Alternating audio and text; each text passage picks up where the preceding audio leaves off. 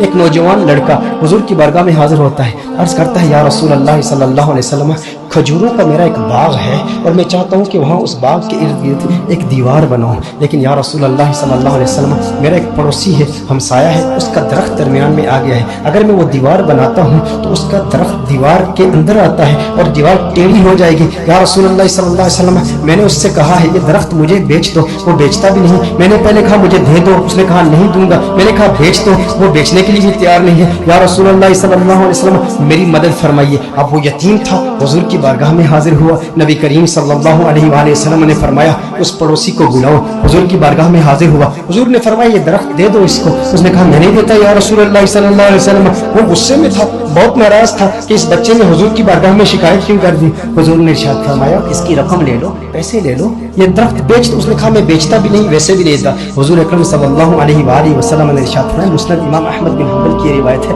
میرے آقا صلی اللہ علیہ وآلہ وسلم نے ارشاد فرمایا اچھا ایسا کرو کہ یہ درخت تم اس کی قیمت بھی لے لو اور اس درخت کے بدلے جنت میں ایک ایسا درخت ہوگا کہ جس کا سایہ اتنا طویل ہوگا کہ اس کے نیچے اگر 100 سال تک ایک سوار اگر سواری کرتا رہے تو اتنی طوالت ہے اس کی، اتنا سایہ ہے اس کا، وہ درخت جنت کا بھی لے لو، اس نے کہا یا رسول اللہ صلی اللہ علیہ وسلم میں قبول نہیں کرتا۔ اب وہاں پر صحابہ کرام علیہم رضوان موجود ہیں، حضرت سیدنا ابو الدحداء رضی اللہ تعالی عنہ صحابی رسول موجود ہیں، عرض کرتے ہیں یا رسول اللہ صلی اللہ علیہ وسلم آقا اگر یہ درخت میں کسی طریقے سے اس سے خرید کر اس یتیم کو دے دوں تو کیا یہ آپشن میرے لیے بھی اوپن ہے کہ جنت میں مجھے بھی وہ درخت مل جائے گا؟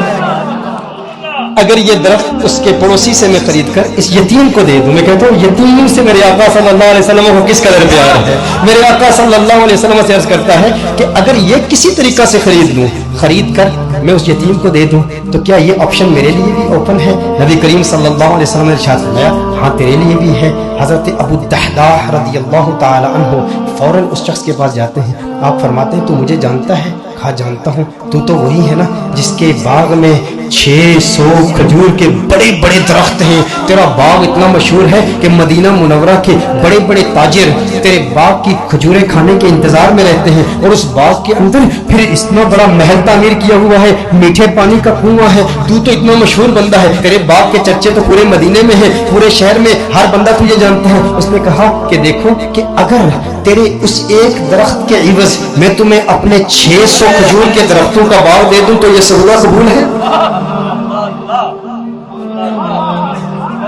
یہ سودا قبول ہے؟ وہ حیران ہو گیا،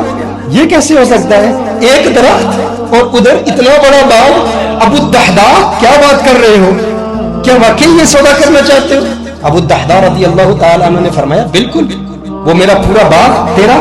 600 کھجور کے درخت ہیں، اس میں ایک بڑا ہی خوبصورت محل ہے اور اس کے گرد ایک بڑی نمایاں دیوار ہے جو مدینہ منورہ میں دور دور سے نظر آتی ہے، کہا وہ بھی تجھے دے دوں گا، وہ محل بھی تیرا، وہ ساری کھجوروں کے درخت بھی تیرے، وہ سارا باغ بھی تیرا، کس کے عوض؟ ایک درخت۔ کہا ٹھیک ہے، اور حضور کی گواہی میں یہ سودا ہوتا ہے۔ اب ابو الدحداء رضی اللہ تعالیٰ عنہ فوراً وہاں سے جاتے ہیں، اب ان کی جو زوجہ ہے وہ اس باغ کے اندر ہے، باہر سے آواز دیتے ہیں اپنی زوجہ کو، ہے ام دحداء ذرا باہر آؤ باہر آؤ، میں نے اس باغ کو بیچ دیا ہے۔ اب ام دحداء جانتی ہیں یہ بہت بڑا تاجر ہے، بہت بڑا بزنس مین ہے، خسارے کا سودا نہیں کرتا، کبھی خسارے کا سودا نہیں کرتا۔ ام دحداء نے کہا ہے ابو الدحداء کیسے سودا کیا ہے؟ کہا جنت کے ایک درخت کے عوض میں نے بیچا ہے۔ اب دیکھو میرے دوستوں، اب دیکھو ام دحداء وہ نیک بخت خاتون، وہ خوش قسمت خاتون، اس کی عظمتوں کو سلام۔ آج آپ سوچیں کہ اگر آپ کی بیوی ہوتی اور آپ اپنے گھر جاتے اور اپنی بیوی سے کہتے ارے سنتی ہو باہر آ جاؤ باہر آ جاؤ، گھر سے باہر نکلو، یہ گھر اللہ کی راہ میں دے دیا ہے، وہ کہتی ارے ابھی تو یہ نیا ٹی وی رکھا ہے، ابھی کچھ زیورات رکھے ہیں، زیورات تو نکالنے دو، ارے نادان انسان تو نے کیا کیا، گھر ہی اللہ کی راہ میں دے دیا۔ ابو الدحداء رضی اللہ تعالیٰ عنہ نے باہر سے آواز دی، کہا ایک جنت کے درخت کے عوض۔ ام دحداء نے یہ بات سنی، کہا تو نے بڑے منافع کا سودا کیا ہے، بہت منافع کا سودا کیا ہے۔ ام دحداء فوراً اپنے بچوں کو پکڑ کے اس گھر سے باہر نکلتی ہے، باغ سے باہر نکلتی ہے، اب ننھے بچوں کے ہاتھ میں کچھ کھجوریں بھی ہیں، کھجوریں ان کے ہاتھ سے نکال کے کہتی ہے اب یہ کھجوریں ہماری نہیں ہیں، میں نہیں چاہتی کہ کوئی ایک کھجور اللہ کے راہ میں دیے گئے مال سے میں اپنے جیب میں رکھ لوں، تو لے لے۔